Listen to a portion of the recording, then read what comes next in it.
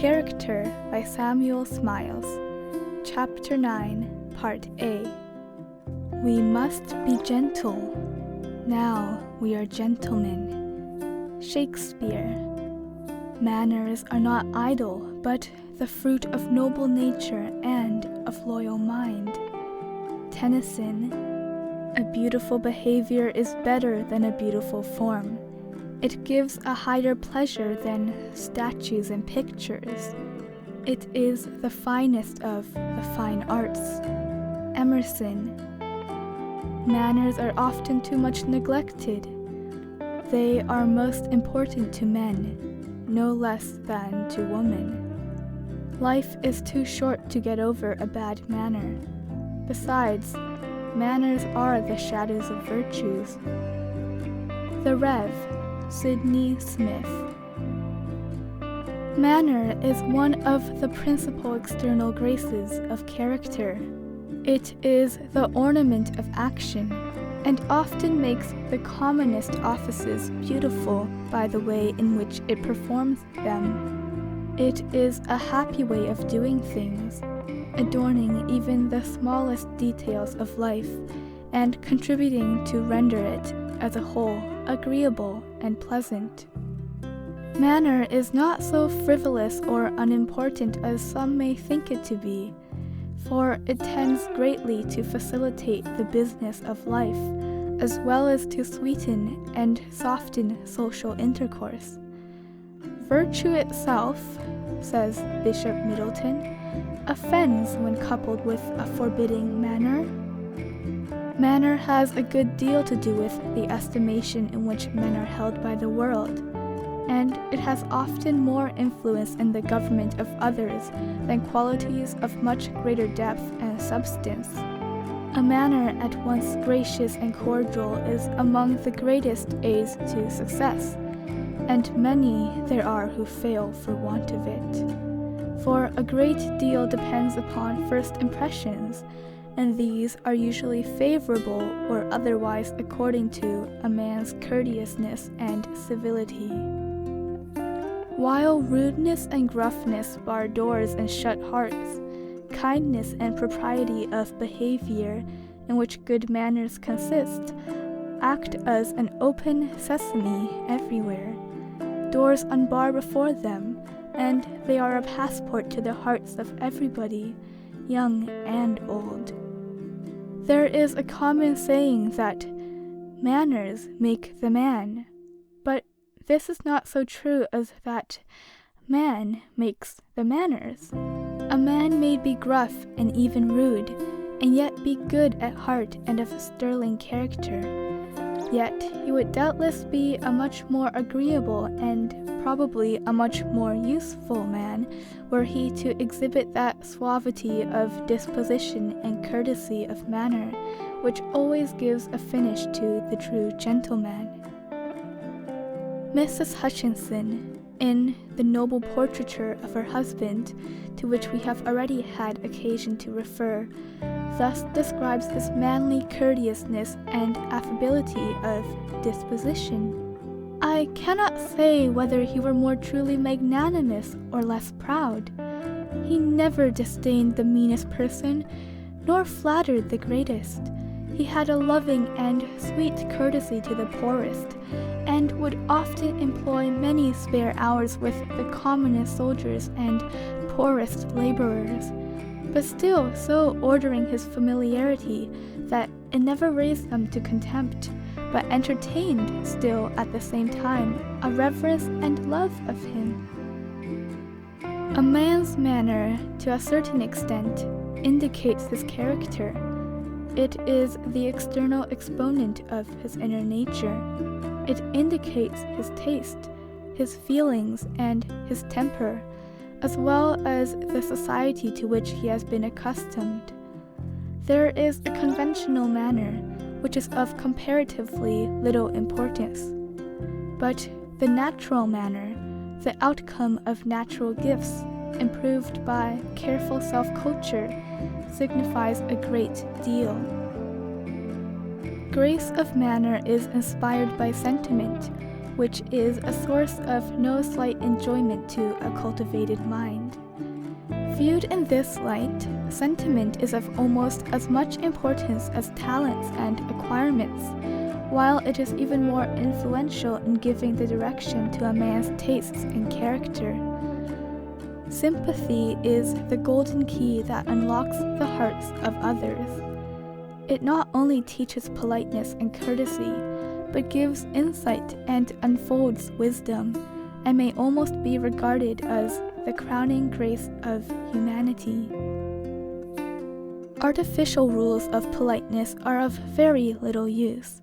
What passes by the name of etiquette is often of the essence of unpoliteness and untruthfulness. It consists in a great measure of posture-making and is easily seen through. Even at best, etiquette is but a substitute for good manners, though it is often but the mere counterfeit. Good manners consist, for the most part, in courteousness and kindness. Politeness has been described as the art of showing, by external signs, the internal regard we have for others. But one may be perfectly polite to another without necessarily having a special regard for him. Good manners are neither more nor less than beautiful behavior. It has been well said that a beautiful form is better than a beautiful face, and a beautiful behavior is better than a beautiful form. It gives a higher pleasure than statues or pictures. It is the finest of the fine arts. The truest politeness comes of sincerity. It must be the outcome of the heart, or it will make no lasting impression, for no amount of polish can dispense with truthfulness.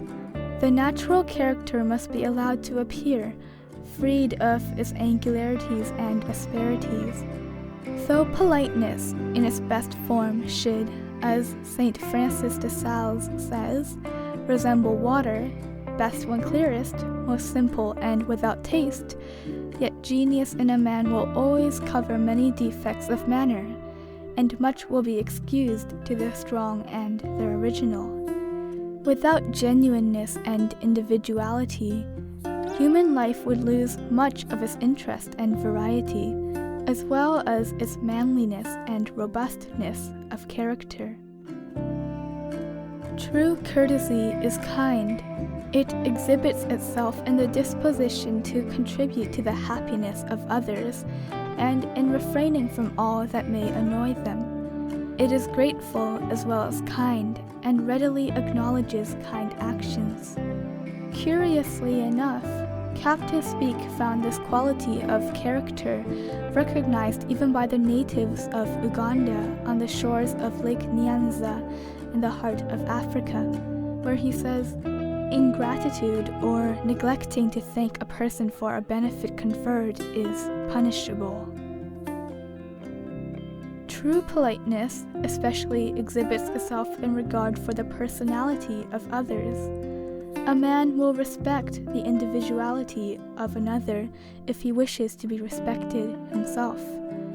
He will have due regard for his views and opinions, even though they differ from his own. The well-mannered man pays a compliment to another, and sometimes even secures his respect by patiently listening to him.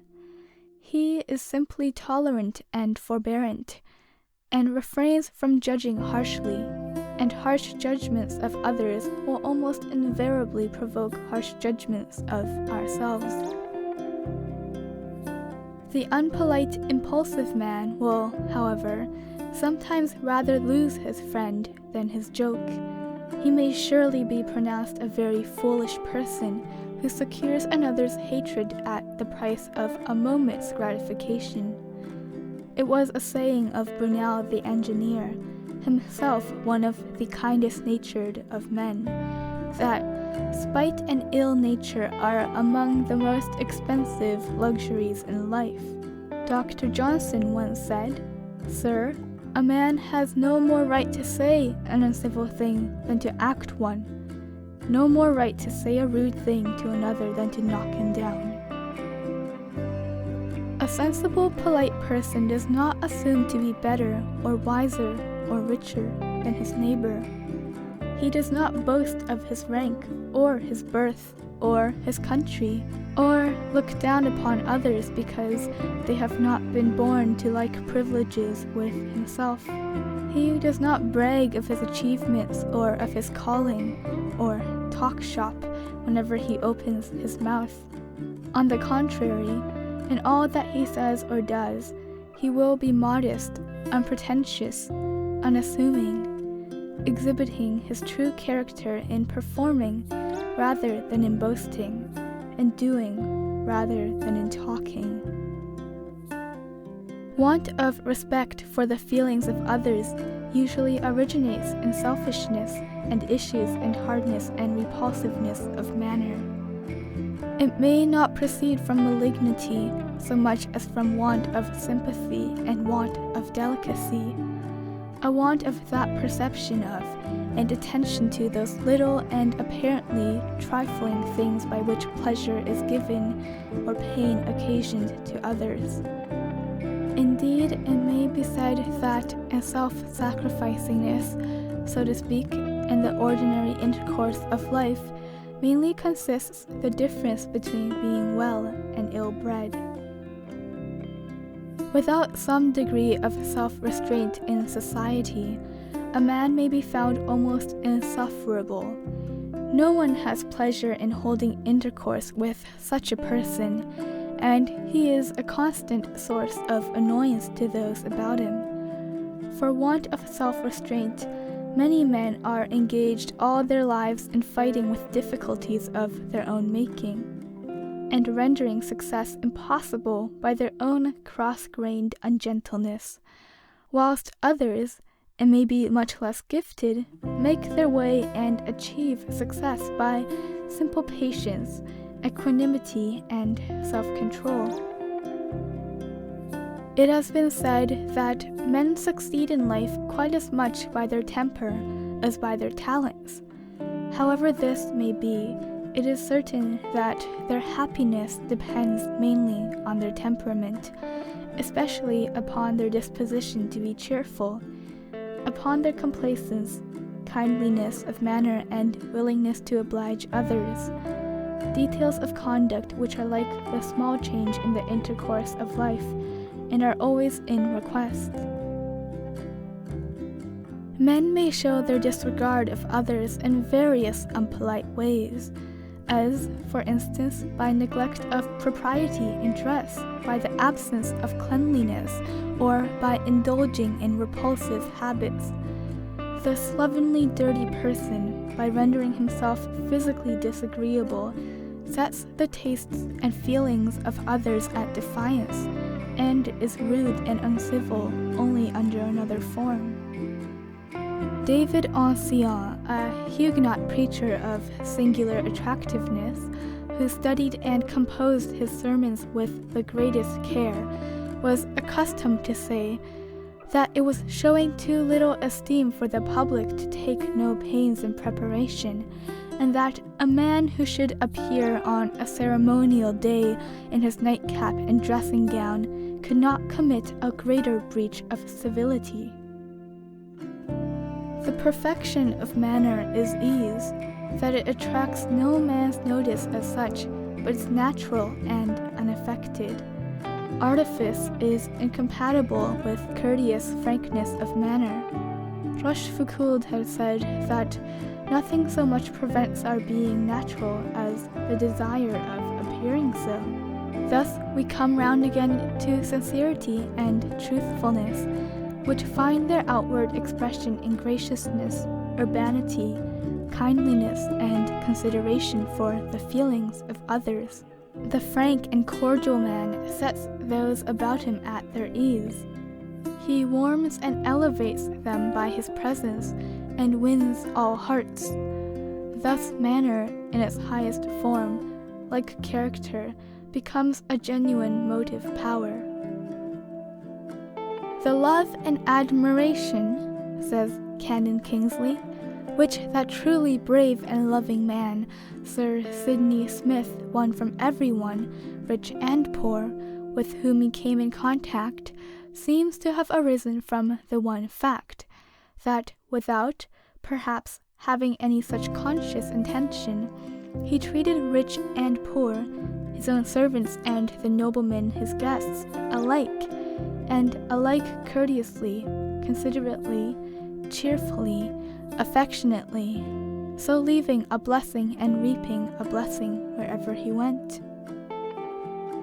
Good manners are usually supposed to be the peculiar characteristic of persons gently born and bred, and of persons moving in the higher rather than in the lower spheres of society. And this is no doubt to a great extent true, because of the more favorable surroundings of the former in early life. But there is no reason why the poorest classes should not practice good manners towards each other as well as the richest. End of section 30. Recording by Felicia Wang.